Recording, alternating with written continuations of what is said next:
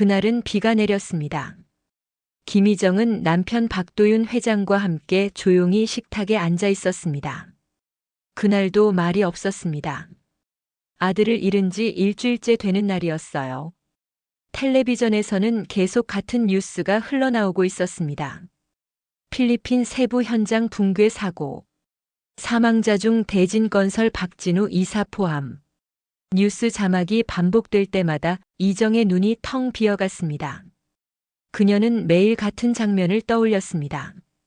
밥을 먹다가도 문득 아들이 웃던 목소리가 들려오는 듯 했습니다. 그날 저녁 도윤은 진우의 짐을 정리하다가 낡은 봉투 하나를 발견했습니다. 엄마, 아빠 그리고 소연에게. 이정은 떨리는 손으로 봉투를 열었습니다. 안에는 단 한 줄이 적혀 있었습니다. 혹시 내가 돌아오지 못한다면 내 아이를 지켜주세요. 그 문장을 읽는 순간 그녀의 손끝이 떨렸습니다. 도윤 씨, 아이라니 무슨 말이에요? 박 회장은 조용히 고개를 떨구었습니다. 그리고 짧게 한마디 했습니다. 찾아야겠어. 그 여자를. 시간이 조금 흘러 이야기는 과거로 돌아갑니다. 아직 비극이 닥치기 전 봄의 어느 오후였습니다. 서울 해화동, 오후 햇살이 따뜻하게 쏟아지던 날이었습니다. 그곳에서 알바를 하던 한소연은 대학 4학년이었습니다. 등록금을 벌기 위해 하루 10시간씩 일했지만 늘 웃음을 잃지 않는 사람이었습니다. 그날도 평범했어요. 수업이 끝나고 빵집 아르바이트를 하고 있던 저녁. 작은 빵집 안에는 갓 구운 크루아상 냄새가 퍼져 있었어요. 그날 처음 그가 들어왔습니다. 정장 차림에 부드러운 눈빛을 가진 남자 박진우였습니다. 이 집 크루아상 직접 구운 건가요? 네, 제가 굽는 건 아니고요. 도와드려요. 그는 미소를 지었습니다. 그럼 다음엔 직접 구운 걸로 주세요. 그 말이 이상하게 오래 남았습니다. 그날 이후 그는 매일 같은 시간에 찾아왔습니다. 아메리카노 한 잔, 크루아상 한 개. 그리고 짧은 눈인사. 그의 말투는 언제나 조심스러웠고 그 눈빛엔 따뜻함이 있었어요. 그리고 다음 날도 그 다음 날도 그는 늘 같은 시간에 같은 자리에 앉았어요. 이 집 방은 이상하게 따뜻하네요. 그의 미소는 진심 같았습니다. 오늘도 수고 많으셨어요.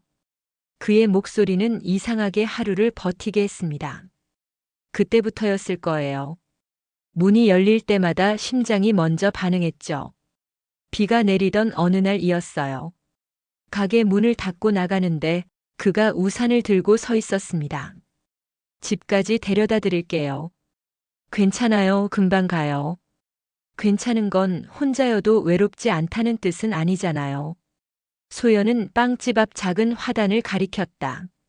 저건 제가 키운 꽃이에요. 작은 거라도 피면 기분이 좋아져서요. 진우는 그 꽃잎을 살짝 만졌다. 그럼 당신은 사람을 기분 좋게 만드는 사람이네요. 우산 아래 두 사람의 어깨가 살짝 닿았고 그 순간 심장이 2번 뛰었습니다. 그는 물었죠. 소연 씨는 언제 가장 행복해요? 새벽에 오븐에서 빵 냄새가 날 때요. 세상에 내가 필요한 사람 같아서요. 그가 고개를 끄덕였습니다. 그럼 전 지금이네요. 당신이 제게 필요한 사람 같아서. 그날 밤 나는 잠을 잘 수 없었어요. 그 후로 우리는 매일 함께였습니다. 그는 설계 일을 하면서도 하루에 한 번은 내게 전화를 걸었죠. 점심 먹었어요? 오늘은 일찍 들어가요. 그 목소리만 들어도 세상이 환해졌습니다. 그는 늘 내 옆에 있었고 나는 그 사람이 전부였어요. 그날은 전시회 날이었습니다. 그가 설계한 첫 전시관. 유리 천장 사이로 빛이 흘러들고 가장 중앙에는 종이 한 장이 붙어 있었습니다. 한소연, 당신을 그리며 만들었습니다. 나는 그 자리에서 울었어요. 그가 다가와 내 손을 잡으며 말했습니다. 이제 당신이 내 세상의 중심이에요. 그날 밤 우린 처음으로 서로의 마음을 확인했습니다. 그리고 어느 날 며칠째 몸이 이상했습니다. 피곤해서 그런가 싶었지만 아침마다 속이 울렁거렸습니다. 처음엔 피곤해서 그런 줄 알았는데 불안한 예감이 자꾸 마음을 잡아끌었어요. 혹시나 하는 마음으로 병원을 찾았습니다. 의사가 화면을 보더니 천천히 미소를 지었습니다. 축하드려요. 아기예요. 순간 숨이 멎었어요. 정말 내 안에 생명이 있구나.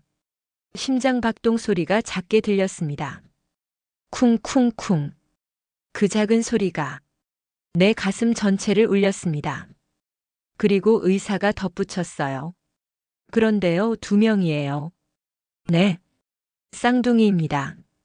그 말을 듣는 순간 눈물이 흘러내렸습니다. 기쁨이었고 두려움이었고 설명할 수 없는 벅참이었습니다. 그날 저녁 진우를 만났습니다. 그는 평소보다 말이 없었습니다. 회사 일 때문인지 눈가에 피곤이 묻어 있었어요. 오늘은 병원에 다녀왔어요. 왜요? 어디 아파요? 아니요, 아기가 생겼어요. 그는 내 말을 듣고 한동안 아무 말도 하지 않았습니다. 그러다 조용히 미소를 지었습니다. 아기? 정말이에요? 응. 우리 아기. 그리고 둘이야. 그의 눈이 커졌어요. 그리고 곧 울컥하듯 웃었습니다. 나 쌍둥이 아빠인 거네요. 그는 자리에서 일어나 내 손을 꼭 잡았습니다. 이 세상에 당신이 있어서 그리고 우리 아이들이 있어서 고마워요. 그 말에 나는 세상이 눈부시게 밝아졌어요. 그 후로도 우리는 평범하면서 꿈 같은 시간들을 보내고 있었습니다. 퇴근길에 만나 저녁을 먹고 영화를 보고 아이 이름을 정하기도 했죠.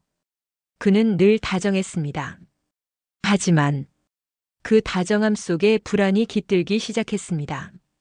전화가 자주 왔어요. 본부장님, 보고서 다시 확인하셔야 합니다. 그의 표정이 점점 굳어갔습니다. 이번 현장은 내가 직접 나가야 해. 세부로? 응. 3개월이면 끝나. 다녀와서 결혼하자. 그 말에 가슴이 덜컥 내려앉았습니다. 진우 씨, 나랑 아기들 두고 가는 거예요? 그냥 잠깐이야. 약속할게. 매일 연락할게. 그는 그렇게 말하며 내 이마에 입을 맞췄습니다. 그가 세부로 떠난 뒤 매일 아침 문자가 왔어요. 오늘은 더워요. 아기들은 잘 있죠? 밤이 되면 영상통화를 했어요. 그는 늘 같은 말로 끝냈습니다. 내일 또 연락할게요. 사랑해요. 그 말이 버팀목이었습니다. 그의 얼굴을 보는 것만으로 하루를 버틸 수 있었어요. 그날 밤은 유난히 비가 세차게 내리고 있었습니다. 창밖에 번개가 방안을 환하게 비추던 순간 전화가 왔습니다. 소연아, 비가 너무 세서 현장에 물이 차. 오늘은 늦을 것 같아. 조심해요. 괜히 나가지 말고 내일 얘기해요. 알겠어. 사랑해요. 그가 떠난 지 열흘이 지났습니다. 매일 밤 같은 시각에 전화가 오던 사람이었죠. 그런데 그날은 오지 않았습니다. 문자도 없었습니다. 하루, 이틀, 사흘. 그의 이름이 뜨지 않는 휴대폰 화면을 나는 몇백 번이나 들여다봤습니다. 설마 일이 바쁜가 봐. 스스로를 달래보았지만 그 불안은 점점 커져만 갔습니다. 아기들의 심장 소리가 내 안에서 뛰고 있는데 그 사람의 목소리는 세상 어디에서도 들리지 않았어요. 일주일째 되던 날이었습니다. 낯선 번호로 전화가 걸려왔습니다. 한소연 씨 맞으시죠? 네, 그런데요. 저는 대진건설 인사팀입니다. 박진우 부이사님이 남겨놓은 번호라서 연락드렸습니다. 순간 숨이 막혔어요. 무슨 일이죠? 현재 필리핀 세부 현장에서 사고가 있었습니다. 사고요? 진우 씨는 괜찮아요? 잠시 침묵. 그리고 짧은 대답이 들려왔습니다. 병원으로 모셔졌습니다. 하지만 이미 늦었습니다. 그 말이 떨어지는 순간 손에서 핸드폰이 떨어졌습니다. 귓가에서 피가 솟구치는 듯 했고 심장이 터질 듯 뛰었습니다. 거짓말이에요. 그럴 리가 없어요. 아무리 외쳐도 그 목소리는 다시 들려오지 않았습니다. 그날 밤 나는 병원으로 달려갔어요. 비행 시간 내내 눈을 감지도 못했습니다. 병원 복도에는 진우의 회사 직원들이 서 있었습니다. 그들이 고개를 숙였죠. 죄송합니다. 그 말 뒤로 하얀 천으로 덮인 진우가 보였습니다. 나는 비틀거리며 그 곁으로 다가갔습니다. 진우 씨 일어나요.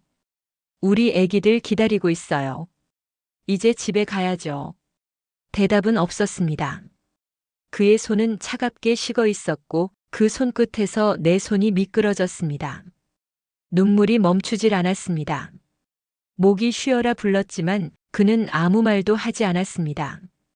진우의 부모님이 도착했습니다. 그분들은 날 보지 못했습니다. 그럴 수도 없었어요. 나는 그저 멀리서 바라봤습니다. 하얀 국화꽃 아래 검은 정장 차림의 김희정 여사가 손수건으로 눈물을 닦는 모습이 보였습니다. 나도 가서 울고 싶습니다, 목 놓아. 하지만 난 그럴 자격이 없었습니다. 그날 나는 세상에서 아무 관계도 아닌 사람이 되었습니다. 뉴스에서 앵커 소리만 들렸습니다. 대진건설 부이사 박진우 씨의 사고 소식 이후 국내외 언론의 관심이 집중되고 있습니다. 박 회장 부부는 슬픔 속에서도 장례를 마쳤습니다. 장례가 끝나자 모든 게 무너졌어요. 신문에는 재벌 2세의 비극, 인터넷엔 숨겨진 여자, 임신설이란 단어가 떠다녔습니다. 누군가 내 이름을 알고 있었습니다. 내 얼굴 사진이, 내 학교 이름이, 심지어 돈을 노린 여자라는 제목으로 익명의 기사에 실렸죠. 그 순간 나는 아이들을 지키기 위해 사라져야 했습니다. 진우 씨의 이름을 욕되게 하지 않으려면 내 존재가 없어져야 해. 그게 그 사람을 마지막까지 사랑하는 방법이라고 믿었습니다. 장례가 끝난 한 달 후 나는 모든 연락을 끊었습니다. 휴대폰을 버리고 집도 정리했습니다. 그의 흔적이 남아있는 곳에서는 단 1시간도 버틸 수가 없었습니다. 하루 종일 멍하니 앉아있다가 울다가 자다가 또 울었어요. 그리고 아기들의 심장 소리만이 내가 살아있다는 걸 알려줬습니다. 나는 이름을 바꿨습니다. 주민등록증의 이름, 통장의 이름, 그리고 내 마음속 이름까지. 그 후 5년. 낯선 도시의 작은 원룸, 쌍둥이 아이들과의 하루는 전쟁 같았어요. 아침엔 어린이집, 점심엔 공장 식당, 밤엔 온라인으로 포스터를 디자인했습니다. 몸은 늘 피곤했고 통장은 늘 비어 있었죠. 그래도 아이들이 웃을 땐 세상 모든 게 괜찮아졌어요. 시오나 시우야. 아빠는 하늘에서 보고 있을 거야. 매일 그렇게 진우에게 말을 걸며 버텼습니다. 가을의 공기가 차갑던 날이었습니다. 오랜만에 아이들을 데리고 그 사람의 묘를 찾았습니다. 여기야. 아빠가 잠들어 있는 곳이란다. 아이들은 고사리 손으로 국화를 내려놓았어요. 아빠 안녕. 바람이 불었고 낙엽이 천천히 무덤 위로 떨어졌습니다.